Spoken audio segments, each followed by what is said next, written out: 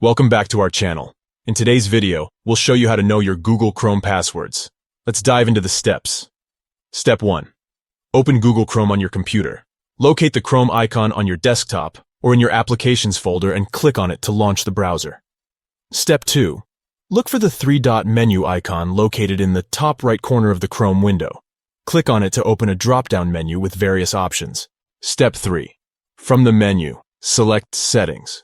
This will take you to the Chrome Settings page, where you can customize various aspects of your browsing experience.